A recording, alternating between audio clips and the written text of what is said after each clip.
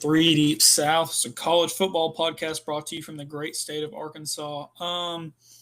Today is just me. Justin is having like a family emergency type of deal going on, so just pray for him if you would, and his family. Um, but nonetheless, we're going to get into this week's college football schedule. It's a pretty packed one this week. I mean, there's a lot of really good games that are going to be going on. So before the show, though, I like to kind of talk about my week. Talk about whoever Justin's week normally, and then I go into mine. So this week I just kind of went to work. Not much. I bought a new headset because mine stopped working, and I'm excited for the new Battlefield game. Excited for the new uh, college football slate to come out. I'm excited for this weekend. It's one of my buddy's birthday. I'm going to go to the casino, watch some college football there, gamble a little bit, hopefully make another, little bit of money, hopefully not lose it all. But let's kind of get into this. I'm trying to get the YouTube pulled up on my phone so that I can slate to come out. There it is. This weekend. Okay, so let's kind of get into this. There are games going on right now. We're not going to talk about any of those. It's mainly Sun Belt and CUSA games. But let's talk about this one Friday game that I'm really interested in. South Florida goes on the road to North Texas. Now, going into this game, I'm sure if you were looking at this game at the beginning of the year, you would have thought nothing of it. But here we are, week 7. USF has big wins over Boise State and Florida. They did lose to Miami. And I believe North Texas beat the crap out of Washington State. So going into this game could be a playoff game. Like obviously not like a playoff game in the sense of whoever wins goes to the next round of the playoff. But this is a game that whoever wins really sets themselves up to maybe get that G5 spot.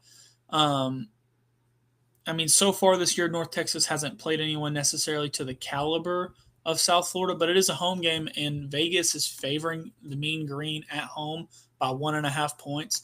I'm just going to go with what I know, right? What I know about this game is that, USF has playmakers all over the field. Their quarterback really affects the game in a lot of ways, mainly running the ball. But down the field, their receivers make plays too. Their defense is tough, but it really all falls on Byron Brown's back. He's their leading rusher. He's their leading passer. Everything kind of goes through him. This is a big game for the American, in the American standings, but it's also a big game for, could USF win this game and make a run to the playoff? Looking forward, they do got to go on the road to Memphis. They got to play Navy. I don't know how good Navy is, but this is the big one. And it's a road game. And I think USF wins this game. I would bet this one outright if I was betting on it.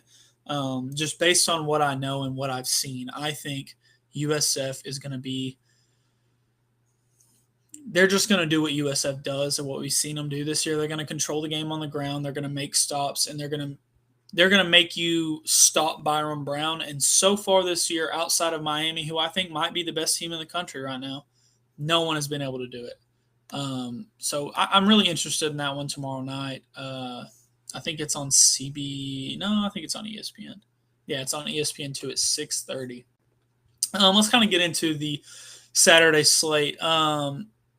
Also, real quick, before we get into the Saturday slate, I know we missed the Sunday episode. I woke up a little sick, and I had my kid, and there really just wasn't a whole lot of marquee games. There wasn't any real big upsets, so we did miss the Sunday episode. But before we the reason why I wanted to talk about that is because coming into this week, you have big games at 11 a.m. and they're kind of they're big in their conferences, but really they're big for individual team seasons moving forward. Alabama, last year, we saw them beat Georgia and skyrocket to number 1 in the country and then lose to Vanderbilt. Well, this year, they beat Georgia. They skyrocket up the polls. They beat Vanderbilt, but now they got to go on the road to Missouri. So far from what I've seen from Missouri, Missouri does everything you want them to do. They play good defense. They run the ball very well. Let me look at this depth chart real quick because they have a running back I specifically want to talk about. Ahmad Hardy. Ahmad Hardy right now has 730 yards and 9 touchdowns. This is a guy that runs with no, he is not going down. Like he refuses to go down, and he affects the game so much because instead of it being third and 9 or second and 9, he can take a run and make it second and 3 or third and 3, or he can bust it for 25 yards. We saw it in every game they've played pretty much. He has been a problem. And it's not just him. Beau Pribula has been really impressive. He's been very efficient in their offense. He's been very on target and on schedule. Their offense moves the ball well. And this is Missouri's biggest game of the year. They do have games after this that are going to be tough. I know coming into the year, I talked a lot about how their schedule was super easy. And comparatively to Arkansas' schedule, I think it is easy. But they do have to go on the road to Vanderbilt. They got to host Texas A&M. They got to go on the road to Oklahoma.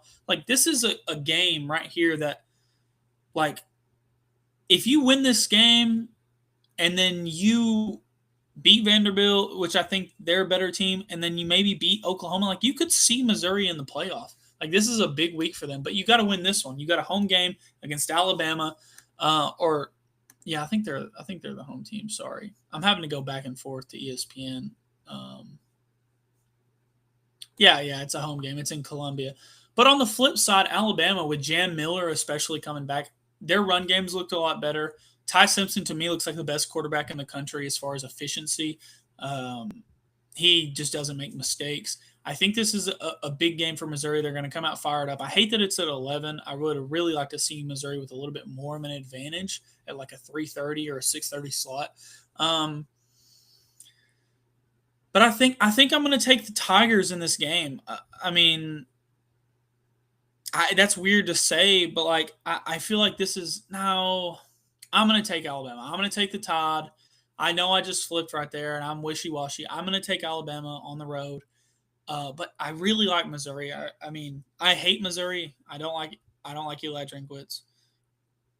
But I do like their team. I like the way they play. I would like to pick them. I still stand on Alabama. I think is the best team in the SEC. So I think it's going to show in this one. If y'all would, if you're in the chat, give me some comments since I'm the only one. I kind of want to react to stuff. It would help the conversation flow a little bit better. Maybe help this stretch out a little bit so we don't have a 20-minute podcast. It's hard to have back and forth with myself. I know y'all just seen me do it, but it's hard to have back and forth by myself. Let's talk about the next 11 o'clock game. Ohio State goes on the road to Champaign, Illinois. This is an Illinois team that we saw get blown out and then flip the script next week, and they beat USC in a thriller. So their season's not over with by any means. They still have a lot to play for. They still have a lot to play for going forward. And if they beat Ohio State, they have a lot to play for. As far as the talent discrepancy, it's going to be huge. Ohio State, on paper, is 1 or 2 in the most talented rosters. They have not missed a beat from the national championship. Week 1, their offense looked sluggish, but they've just steadily improved. I don't know if their defense has really faced a test, but I also don't know that Illinois is going to be that test, if that makes sense. I think Illinois can score. I just don't know if it's going to be a constant threat that Ohio State's defense is going to have to deal with. Right now the spread is 14.5 Ohio State's way. I'm leaning that. I think Ohio State probably handles them thoroughly. I just think Ohio State's too talented. I think they have too much momentum. And I think this is kind of Ohio State's best win of the season up to this point. I think Illinois might be maybe not the most talented team, but they're probably the most coherent team. They play the best football right now as a team. But I think Ohio State does win this game. And I think I'm leaning the spread at 14.5. It's a big one. Another 11 o'clock game that we're going to quickly go over. Pittsburgh goes on the road to Florida State. Right now, the spread is 10.5. I hate to disrespect Pittsburgh in this, but I have not got to see Pittsburgh very much this year. I mainly wanted to kind of talk about Florida State in this one. Florida State goes on the road and gets upset, gets the field rushed against Virginia, and then they come and they fumble 5 times or three, four. It was like 3 times probably, but they had a bunch of turnovers in the first half, put themselves behind the 8 ball, clawed back, still lost to Miami. Now they're ranked 25th in the country. I think they're better than that. I think Florida State is a good team. I think Florida State's going to win this game. I just think I guess what I wanted to say with this is it really feels like the AP poll, and that's what everything we're going off of right now is really just reactive. And that is how you're supposed to be whenever you're ranking things. But how can you rank Virginia, right? And Virginia went and won last week. How can you rank Virginia, right? And then you have Miami as the number 2 team in the country or whatever. But you're saying Florida State's 2 road losses are so bad that they're on the brink of being unranked. They beat Alabama. Alabama's up to number 8 in the country. Do you think Florida State's gotten worse since then? No. Do you think Alabama's gotten worse? No. But that's a good win. I personally would still have Florida State in my top 20. Maybe not my top 15. Like they would be in that 15 to 20 range. But I think if you're going to rank Virginia and you're going to have Miami so high and you're going to have Alabama so high, why is Florida State getting faded so bad? But yeah, I'm going to go Florida State on this one. I wouldn't take the spread. It's 10.5. Let's talk about another one really quickly before we get into the really big games. It's another in that 11 to noon range at 11:45. Ole Miss hosts Washington State, and the only reason why I want to talk about this is last year Ole Miss had a bunch of momentum. They just beat Georgia, and then they play Florida and they crap the bed. Now I don't think Washington State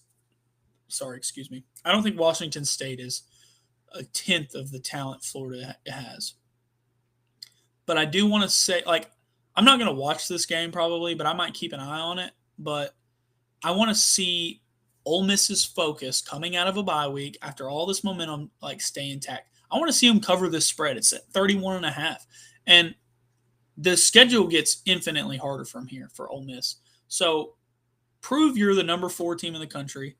I mean, you're playing a team that got beat by North Texas by a lot. I want to see you skull drag them. That's all I really wanted to say about that game. Let's get into man, there's a lot of big games. A lot of good games on this week. Let's get into Indiana going on the road, going to Eugene, Oregon to play the Ducks. Right now, this line is at 6.5 Oregon's way, 2:30 CBS. I can't lie. I think Oregon. I don't know because Indiana's win over Illinois was really impressive, right?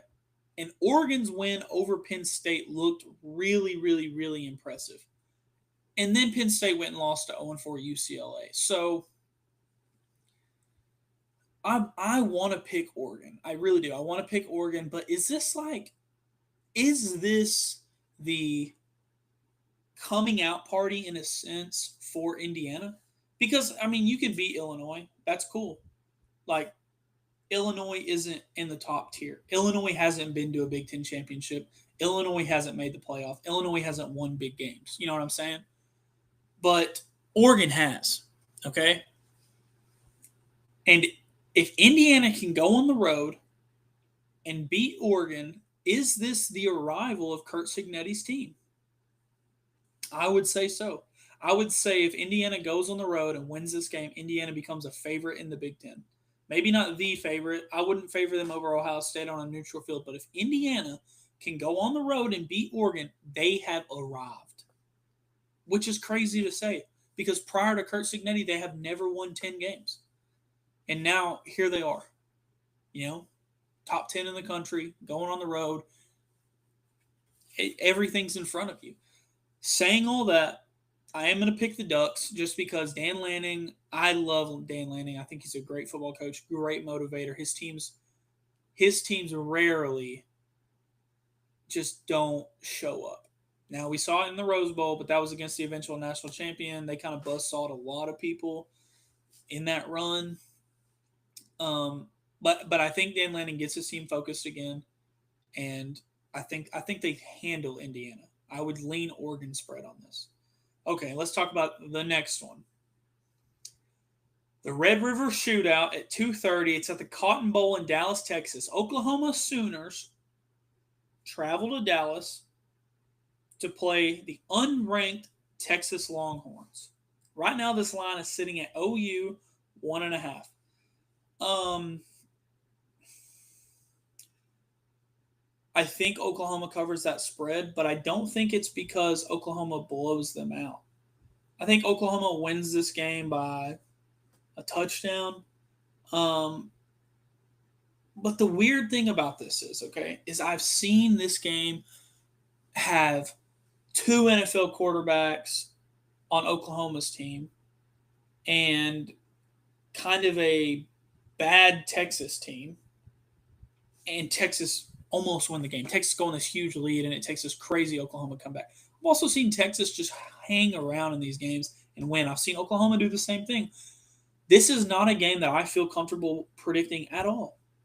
I think Oklahoma is going to win. Everything would point to me and would point every person that could predict this game, like put yourself on a camera. Everything points to Oklahoma winning this game. You can't tell me it doesn't. If a Texas fan, if I had a face-to-face with a Texas fan and you laid this out, everything points to Oklahoma. But alas, here we are. We're debating this with ourselves. I'm debating this within myself because Oklahoma has the better defense, or at least Oklahoma hasn't been embarrassed on defense yet at all. Texas kind of did last week. With John Mateer, Oklahoma has a better offense. Arch Manning, last week, he was under a lot of pressure. He threw some good balls. They had some, big plays, but they couldn't put together drives. Florida was after them the entire game. They struggled running the ball. And everything points to Oklahoma. Everything. I'm going to ride with Oklahoma spread. But I would not be surprised if this is a wild one in Dallas at the Cotton Bowl. I just would not be surprised at all. Yeah, I don't know. That's a crazy one. Let's talk about our next big one at 2:30. Let's just kind of keep it moving here. Iowa State, coming off that loss to Cincinnati, goes on the road and plays Colorado. Right now, Iowa State's favored by 2.5. This is such a weird thing because last week I said I thought Iowa State was the better team than Cincinnati, and Cincinnati got out to a huge lead on them. I don't think that's going to happen again necessarily, but I am leaning Colorado in this game just because, that's a bad loss. And then you got to go on the road again. This is the resilience of your team. And I know a lot of people like Matt Campbell. I have seen Iowa State fall apart more than once under his, coaching thing. And I feel like Deion has something to prove still. His team's kind of been underwhelming so far. Looking at their record, they're 2-4. They've only beat Delaware and Wyoming. They've lost to everyone else. Yeah, I'm actually going to pick Iowa State. Yeah, I'm going to pick Iowa State for sure. Yeah, I'm going to pick Iowa State.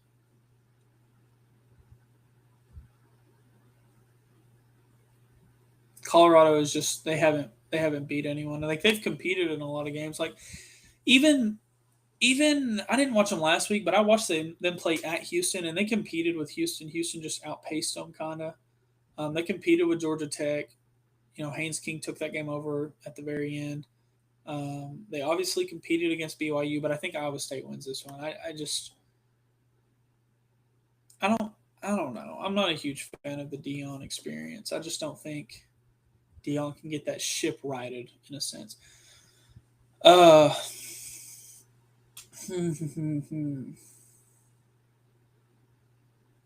Big news in the Kansas State TCU game, by the way. Dylan Edwards is not going to play for Kansas State. I think everything leans TCU spread because of that. In games that we haven't seen Dylan Edwards in the offense for Kansas State, they've been thoroughly disappointing on offense. So he's not going to play. I'm taking the TCU spread. I think they beat them by 2 touchdowns. Where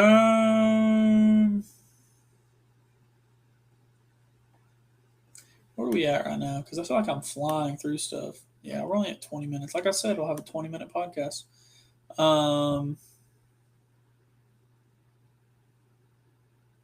I don't know how people do this where they have like these hour-long podcasts by themselves. Like if I was doing something or had someone to talk to, it'd be a little bit easier. I guess we'll talk about Arkansas real quick. Arkansas with new interim head coach Bobby Petrino goes on the road to Tennessee, starting out at the beginning of this week. So obviously, I'm from Arkansas. I live in Arkansas. I have Arkansas radio around me. Starting out in this week, also I'm an Arkansas fan. The spread was 14.5. It's down to 11.5. So some actions moving on Arkansas.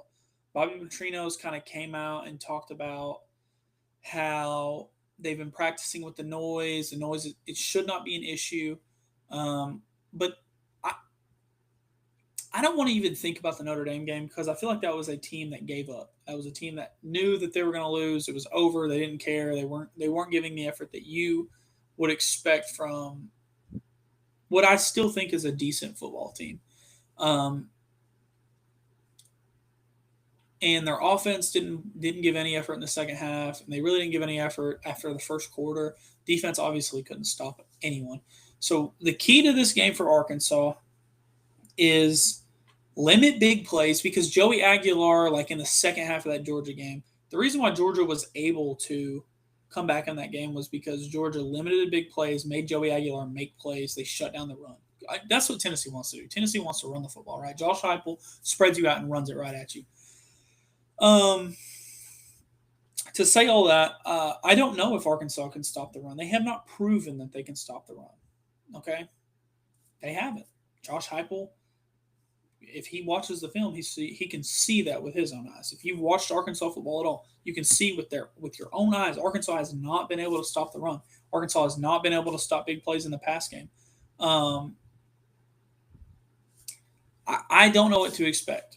I'm gonna say Tennessee wins the game just because I don't see Arkansas going on the road to Neyland, the only home game for Tennessee in the whole month of October. I don't see them going there and winning. I don't see it happening. So I'm gonna say Tennessee wins, but I hope Arkansas wins. Not we. I'm not on the team. I hope Arkansas wins. I want to see the Bobby Petrino experiment. I just want to see what it looks like. I want to see what he looks like on the sideline as the head coach for the Arkansas Razorbacks again. It's just trippy world, man. If you would have asked me as an Arkansas fan in 2013 if I wanted Bobby Petrino back, I would have, oh yes, in a heartbeat. If you would ask me in 2015, yes. 2016, yes. 2018 and 19, absolutely. But I just don't know about it anymore. I think we've seen Bobby Petrino as a head coach. I think we've got enough of a sample size, right? That we know what it is in like before NIL.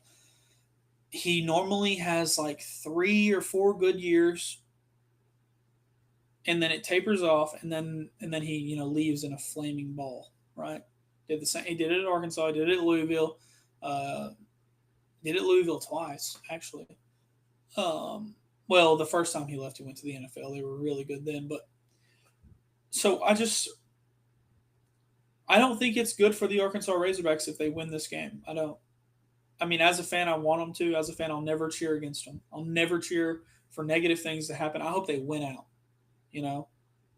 But in my realistic brain, I don't know if it's a good thing for Arkansas to win this game and for Bobby Petrino to be our head coach moving forward. Now, if he wins 4 or 5 games, and they decide to keep him on as head coach, I won't criticize it. I mean, what else are you supposed to do? I mean, you got a guy that would have essentially erected your. I mean, he erected. I mean, kind of erected. He didn't raise up. I was thinking resurrected, resurrected a team from nothing, and I think you would have no other option. So we'll just see. We'll just see what happens. Let's see. Our next one that we're going to talk about, Florida goes on the road to College Station. Now, Texas A&M is favored in this game by 7.5 points, and I just think this is such a weird thing. Last week, I mean, Florida won the game outright. Florida outplayed Texas. DJ Lagway had a good game. They got after the quarterback. They kind of did everything everyone expected them to do week 1 and week 2 and week 3. But it just seems like last week is what we've all been expecting Florida to be, and they weren't, and then they were. Can that carry over, right? Texas A&M as a program in my lifetime has always crapped the bed. Always. They have never been to Atlanta. They've had a bunch of, I mean, not a bunch of great teams, but they've had a bunch of talent and they've had good teams and they've had opportunities, and they always crap the bed. Always. There's never been a time they haven't in the SEC at least. This is setting up to be a game that Florida could go on the road and win. If they play the same way they did last week, they could win. I do think Texas A&M is a better football team than Texas, um, but Billy Napier with his back against the wall is like the weirdest good coach. He's not good if he has expectations for some reason, but if like he has to win or he's going to get fired, it's like, well, I don't know why he can't coach like that all the time, but yeah, I think I'm going to take Texas A&M in this game, though. I do think it's going to be close. I think you're going to see an improved Florida team still. I think they're constantly improving, and I don't think the wheels fall off just because they lose this game. I think this is very interesting, to say the least. Unfortunately, it kind of falls at a time where you're going to be watching a lot of other games, but I do think it's one to keep an eye on. I like Kyle Field at nighttime. It's going to be electric, whenever they run into power and all their male cadets or whatever are going crazy. It will be an interesting sight to see, and I think it'll be worth keeping an eye on. Let's talk about the next one. Georgia goes on the road. They go on the plains to Auburn, Alabama. Um, this is a weird one. This is like, I think they deemed it the Deep South's oldest rivalry, or maybe that's Georgia. No, Georgia and Georgia Tech are old. They're just old fashioned hate. Yeah, I think this is the Deep South's oldest rivalry. All of that knowledge of names of rivalries comes from NCAA 2006. So back then, you would get on your PlayStation 2 and you'd scroll through the Play Now or whatever. Or actually, they had a whole rivalry game mode that you could scroll through and look at history of all the rivalries. Um, that is useless information that I just spouted off, but it might be interesting to someone. Um, Regardless, Georgia goes on the road. Georgia last week looked a lot better. I still don't think Georgia's looked bad all year. I don't think they've looked as good as what we've wanted them. I mean, I picked them to win the SEC. They haven't looked like I've wanted them to look, but they have looked. They've improved. Gunnar Stockton's improved. The defense, if they can cut out dumb penalties, they have a chance to win that game against Alabama at the end. But they're going to be going into a hostile environment. I mean, I've been to a lot of SEC stadiums, a lot of them. I haven't been to all of them, but I've been to the big boys for the most part. I mean, I haven't been to the Swamp yet, but I've been to Neyland, I've been to Death Valley, I've been to Jordan Hare, I've been to Arkansas a bunch of times. I've been to Ole Miss, Mississippi State. Um, I think Jordan Hare is one of the most underrated atmospheres in the country. And if you think Auburn for some reason doesn't have stuff to play for, like, you're wrong. They have lost some games. Like, they've lost what, 2 games, I think. Like, Jackson Arnold hasn't looked great the last 2 weeks. They're playing against good defenses. I don't think Georgia's defense is on par with Oklahoma's right now or Texas A&M's. I think I think this is going to be a good game. I do have Georgia winning. I just don't think Auburn's ready for that next step. I don't know when they will be, but I just don't think Auburn's ready to win a game like this. But I do think the atmosphere will be great. And if Auburn is going to win this game, this is the perfect time to do it. Perfect time for Hugh Freeze's sake, for Jackson Arnold's sake, um, and just for the rest of the season. If they are going to win, if they are going to beat Georgia right now, is the perfect time to do it. I mean, no better time than the present, but like, this isn't a November game where you're already 4-5 or 4-6, or 5-6 or whatever, or you're not 6-5. This isn't, you know a week one game where you still have your whole season in front of you. Like this is a time where you really need to win, and if Auburn's going to do it right now, is the time to do it. But I am leaning Georgia. But I kind of like the Auburn spread on this one, but I do think Georgia wins. Michigan at USC, 6:30 NBC. We've seen a lot of chatter going into this one. Sharon Moore talking about how the only reason why USC Stadium is sold out is because Michigan's coming to town. Lincoln Riley talking about, well, I don't care what he says, basically. Like, I'm just ready for the game. And it's fun to see that stuff because Michigan USC is not a rivalry by any means, but it's fun to see like chatter going on. It's fun to see that build up because, I mean, frankly, like college football is kind of lame in the sense that like coaches don't get after each other ever. You don't see a lot of chatter in the media. I mean, most of the time it's just, I don't know. I think it's interesting that they're talking crap to each other. Now, as far as the travel, this is what I kind of wanted to talk about. Michigan has to go across the country and play a 6:30 game, and I guess it's 6:30 for them, but like they still have to go on the road to a Pac-12 environment. I think it's very interesting. I think Bryce Underwood has improved since the Oklahoma game. I think Michigan's defense has improved since the Oklahoma game. But at the same time, I think USC has improved too. I know they lost that game to Illinois, but like USC has looked decent so far. So I think this will be a very good game. It'll be a clash of styles. I think Michigan, for the most part, wants to kind of slow everything down, play good defense, give Bryce Underwood the chance to make plays, but not put the entire game on his back. USC is quarterback oriented, spread you out, try to score the ball pretty quickly, pretty efficiently. I think I'm leaning USC in this game just because Lincoln Riley in the Big Ten has so far been disappointing, and they really need a signature win. And I just feel hunger coming from USC, just in the media. And I guess it might just be me wanting that, but I think USC is going to win this game. I don't think Michigan's quite ready for really what's to come. I think this is going to be a great environment. I mean, you don't see it very much on the West Coast anymore outside of Oregon and Washington, especially just in the California schools. You don't see these great environments, but I think USC will be a pretty good environment. I'm going to lean USC. I like the 2.5. I would just do money line on that.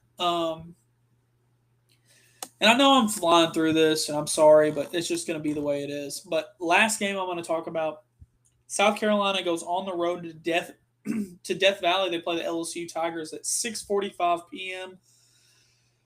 This is a very interesting game in the sense of like whose weaknesses are going to be exploited the most.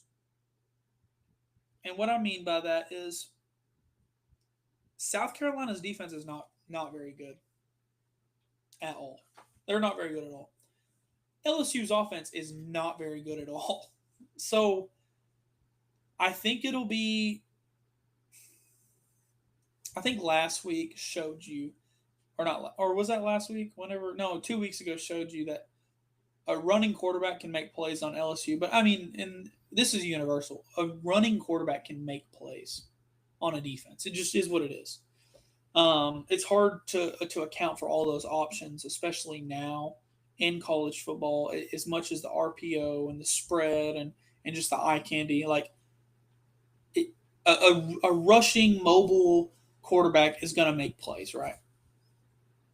But I think it's almost going to be to a stalemate. Like there might be some big plays for South Carolina on offense, but if Garrett Nussmeier has time in the pocket, I mean Dylan Stewart is a good edge rusher, but the rest of his defense is not good.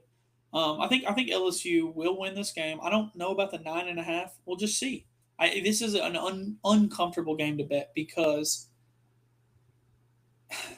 what if South Carolina goes out here, right, and they get just enough stops to like keep it close. Their offense, Lenoris makes just enough plays to keep it close.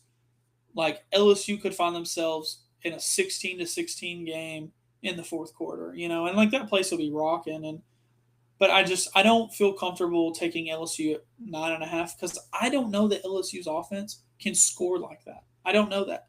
Like they haven't looked great at all this year. I mean, they looked bad. I maybe thought it was just like early season, whatever. But like they didn't look good against La Tech. You know, they looked good against some other random. But like, I just the LSU offense just looks painfully bad right now. Just as bad as the South Carolina defense looks. So this will be an interesting weakness matchup. I know a lot of what we talk about is strengths and what teams do well. And I think what will be more important in this game is whose weakness can they band-aid enough. I think LSU will win the game. But that's all I got, guys. Sorry it was such a short show. You know, it obviously would have been longer with Justin. But I'm excited for the week. If you have any questions, if you watch the show and you disagree or I got something wrong, shoot me a comment on YouTube or go follow us on Facebook or follow us on TikTok. Just like and subscribe. We're trying to reach more people. We're trying to grow this if we can to make this more of, you know, I want to make this into something. I don't want it to just be my passion project. But I appreciate it, guys. Y'all have a great week. Catch us. I'm hoping to be live again Sunday morning. I think we will. I'm banking on it. So we'll just see what happens there. But I appreciate it, guys. Y'all have a great rest of y'all's night, and we will see you Sunday morning. Oh, I gotta stop it.